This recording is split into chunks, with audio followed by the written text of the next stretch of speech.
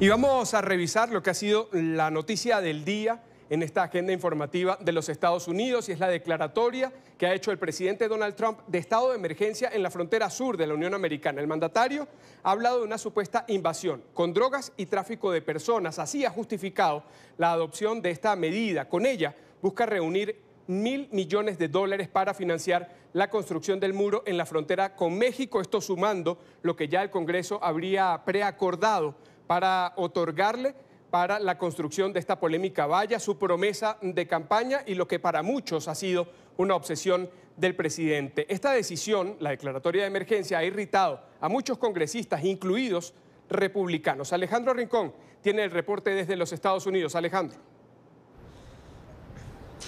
Hola, feliz tarde para todos. Como candidato a la presidencia de los Estados Unidos, lo prometió. Una vez en la Casa Blanca, empezó una puja con el Congreso, pero salió derrotado. Sin embargo, esto no fue suficiente para deteriorar la determinación del presidente Trump en emprender su proyecto insignia de infraestructura, la construcción de un muro fronterizo con México.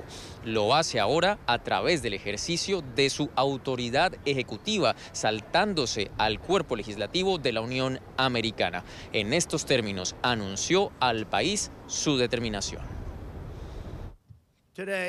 El día de hoy voy a firmar una emergencia nacional.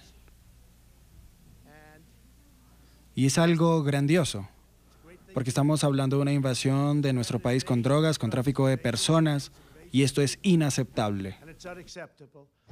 Decretar una emergencia nacional permite al presidente Trump redireccionar los recursos que necesita para emprender su proyecto de infraestructura. Por lo menos $3.600 millones que estaban destinados para el Departamento de Defensa y otros $2.500 millones adicionales previstos para el Departamento del Tesoro. Todo ello considerando adicionalmente lo que el Congreso ya le aprobó como parte del nuevo acuerdo presupuestario para mantener el funcionamiento de la administración pública. Le daría al presidente Trump cerca de $8.000 millones para este proyecto de infraestructura, cifra superior a lo que él negoció desde un principio, que eran $5.700 millones, causa que genera enorme controversia alrededor del país. Sectores tanto del Partido Demócrata como del Republicano critican el uso de la autoridad ejecutiva para este propósito. Tenemos una crisis en nuestra frontera sur, pero ninguna crisis justifica violar la Constitución.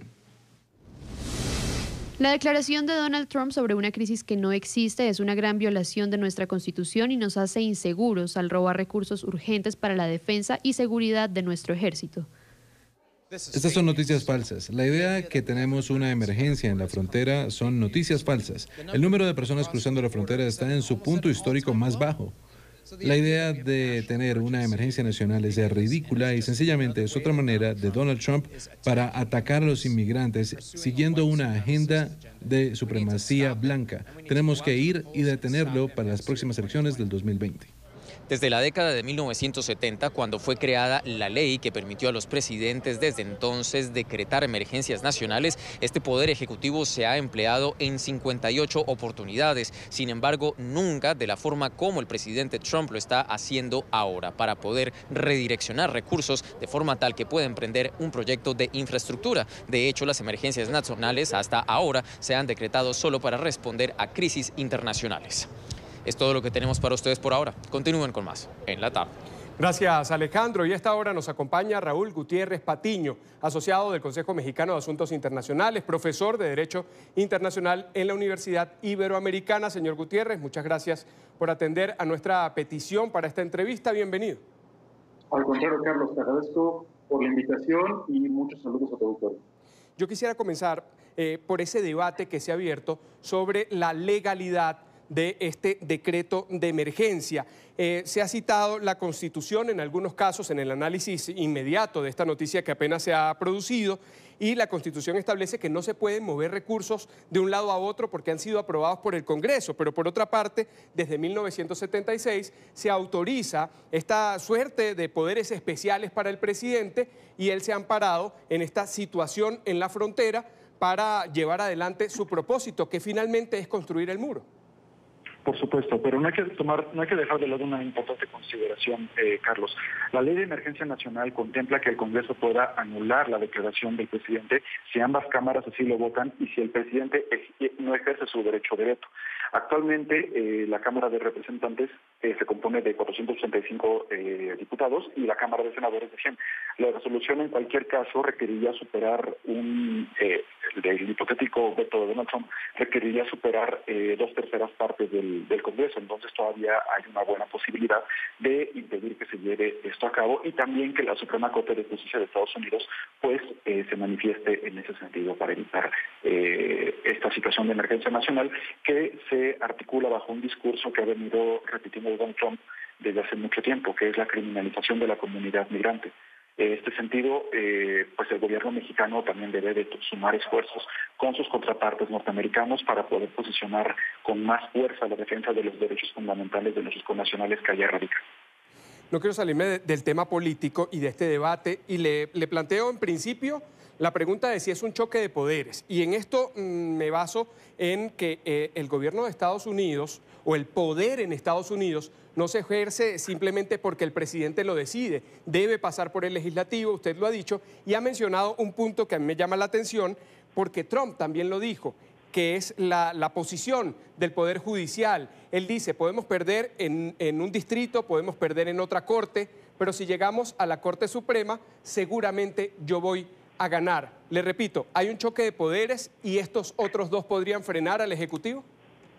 En ese sentido, hay que recordar que la Cámara de Representantes está compuesta por una mayoría demócrata, el Senado está compuesto por una mayoría republicana y actualmente la autonomía que tiene el poder, se debe de abogar por la autonomía del Poder Judicial justamente para defender o para evitar que se lleven a cabo ese tipo de directrices. Recordemos que en oportunidades anteriores la Suprema Corte también en algunos distritos ha vetado o ha echado para atrás algunas resoluciones de Donald Trump en materia migratoria.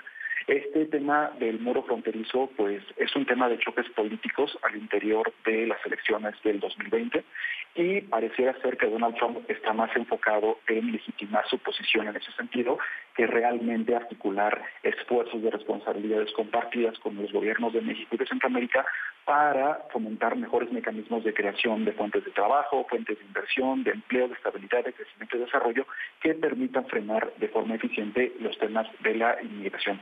Además, hay que recordar un aspecto muy importante. Los migrantes que entraron de forma o que permanecen en situación irregular en Estados Unidos, pues entraron de forma legal en ese país.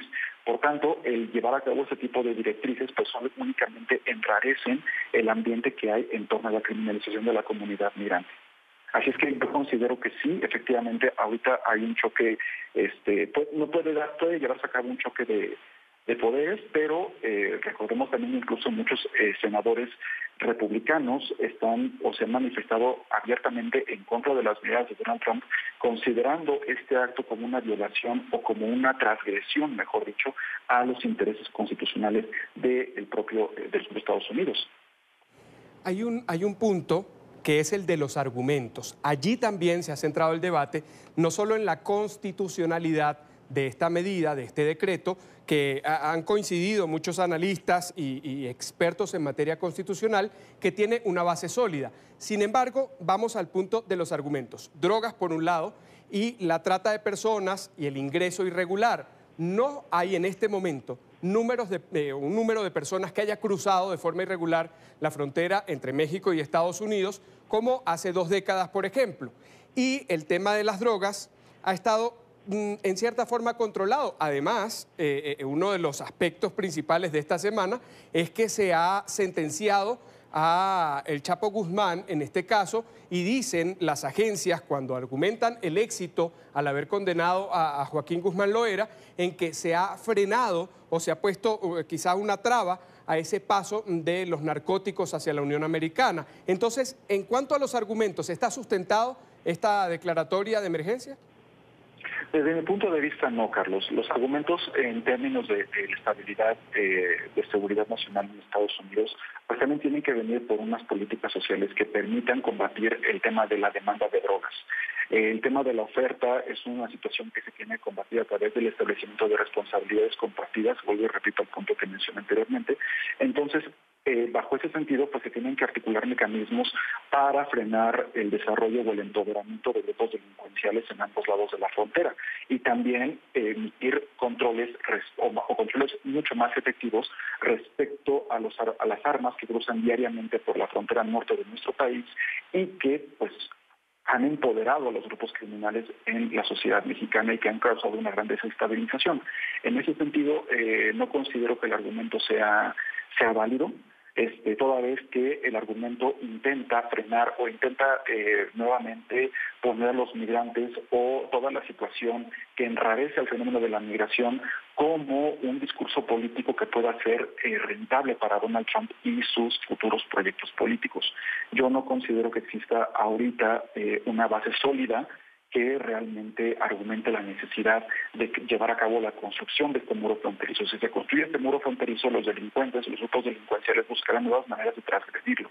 Hay que combatir esta situación de seguridad nacional en ambos lados de la frontera, desde responsabilidades compartidas, mayores mecanismos de cooperación, mayores mecanismos de inteligencia, mejores proyectos de inversión en torno a la cooperación y el desarrollo, y sobre todo, y muy importante, Carlos, no posicionar a la migración como un problema de seguridad nacional. Los migrantes no son delincuentes, no están transgrediendo leyes, no están allá para cometer ningún tipo de delitos, están allá para buscar mejores oportunidades de desarrollo, mejores oportunidades para mejorar su calidad de vida, y también el esfuerzo de la comunidad migrante pues es lo que ha posicionado a Estados Unidos como la potencia que es hoy en día.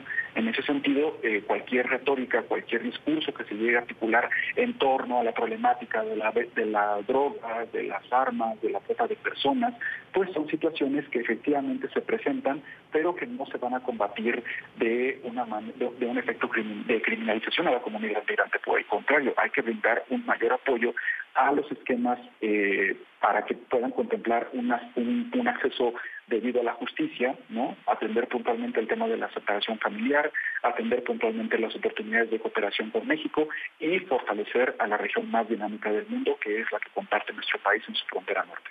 Y precisamente el tema de los migrantes y su aporte en los Estados Unidos ha sido, de cierta forma, crítica también para Trump, que en sus distintas empresas, ya no hablando como presidente, como político, sino como el magnate inmobiliario que siempre ha sido este hombre de medios, ha tenido en su plantilla a personas de origen latino y también a indocumentados. Y hacia allí quería ir, al tema de estas personas. Este decreto, del cual aún no se tiene bien claro cuáles son esos poderes especiales que va a tener Trump, podrían llegar incluso a darle herramientas para que él pueda llevar un paso más allá esta dura política en contra de los inmigrantes. Le hablo de las redadas, le hablo del control del paso de personas desde territorio mexicano hacia Estados Unidos en muchas ocasiones para pedir asilo.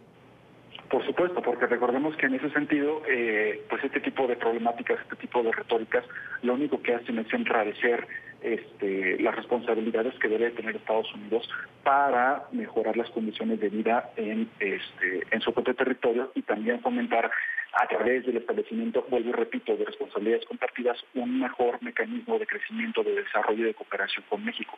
En ese sentido, este tipo de retóricas, pues lo único que van a hacer es posicionar el tema de la migración como el aspecto que enrarece el tejido social en Estados Unidos. Recordemos que Donald Trump le puso nombre y apellido a las crisis que erosionan los tejidos sociales a través de la comunidad migrante. En ese sentido, pues todas las acciones que ha llevado a cabo o las retóricas que ha llevado a cabo su gobierno, las directrices migratorias de la criminalización de los migrantes, aunado a estas situaciones de poner barreras físicas, de implementar mayores mecanismos de control, pues efectivamente le podría resultar o puede ser o busca que sea benéfico ese discurso para posicionar sus elecciones en el 2020. Ahorita pareciera ser que lo que más le interesa al gobierno de Donald Trump ahorita no es garantizar la efectividad de su gobierno, es únicamente legitimar su posición ante los ojos de una sociedad que está profundamente dividida o que el gobierno insiste en dividirla en temas tan fundamentales para su estabilidad y desarrollo. En el informativo de NTN 24 conversábamos con un analista en seguridad y él nos decía que la situación en la frontera respecto de los migrantes, las caravanas de centroamericanos que han llegado hasta allí, sí realmente representa una crisis, pero no es para Estados Unidos, es para México, toda vez que además se les ha impedido solicitar el asilo y quedarse en Estados Unidos. Pueden solicitarlo, pero quedándose en territorio mexicano. Por supuesto, es una situación que justamente ha enrarecido la realidad de la frontera norte del país por la debilidad, no por la debilidad, sino por la carencia de otorgarles a estas personas un auténtico estado de bienestar en la frontera, al tiempo que Estados Unidos, al emitir este tipo de situaciones o al negar este paso o al enrarecer la dinámica en la frontera norte, pues lo único que va a suceder es agudizar crisis humanitarias que den paso a que los grupos criminales pues puedan hacer uso de la vulnerabilidad de esta comunidad para transgredir las normatividades migratorias del Estado y una vez en Estados Unidos someter a estas personas al tráfico o a la trata de personas en sus distintas modalidades. En ese sentido, el gobierno mexicano tiene que ser muy enérgico también en la defensa de su propia soberanía y establecer mayores mecanismos de diálogo y de comunicación con Estados Unidos para atender esta situación que también va a enrarecer la seguridad en su lado de la frontera, pero vuelvo y repito, y quiero ser muy enfático en este tema, Carlos, no por la responsabilidad de la comunidad migrante, sino por la vulnerabilidad que representa esta comunidad y que es utilizada por grupos delincuenciales para transgredir su dignidad inherente, su desarrollo psicosocial, psicosexual, de cualquier otra índole. Y para México también representa una situación de importante consideración porque este enrarecimiento en sus tejidos sociales pues puede distorsionar o puede generar mayores mecanismos de violencia, de pobreza, de discriminación en la frontera norte del país, Carlos. No quiero despedirlo sin hacerle esta pregunta. Ha salido y ha quedado en el ambiente esa propuesta de que los bienes que fueran incautados y los recursos incautados a Joaquín El Chapo Guzmán pudieran irse también a la financiación de la construcción de este muro. ¿Usted lo ve posible? Pues mira, en cuanto al decomiso y en cuanto a la incautación de bienes, primeramente hay que establecer mayores mecanismos para que dichos bienes pues sean restituidos ante las arcas de los estados, pero para generar mayores proyectos de inversión o para mejorar mayores mecanismos en cuanto a la infraestructura en gasto público, mejorar mecanismos, no sé, en materia de educación, por ejemplo, en materia de inversión en el gasto público, vuelvo y repito, no tanto para la construcción de un muro fronterizo que automáticamente va a representar una pérdida de estabilidad, de crecimiento, de desarrollo para los propios Estados Unidos.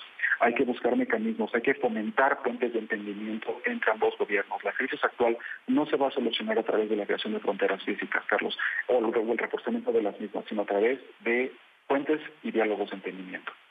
Quiero agradecer a Raúl Gutiérrez Patiño, asociado del Consejo Mexicano de Asuntos Internacionales, además profesor de Derecho Internacional en la Universidad Iberoamericana. Muchísimas gracias por su explicación, por darnos luces de cómo puede avanzar este tema que sin duda no se va a quedar aquí. Te agradezco mucho por la invitación, Carlos. Un fuerte abrazo y saludos a tu auditorio. Muchísimas gracias.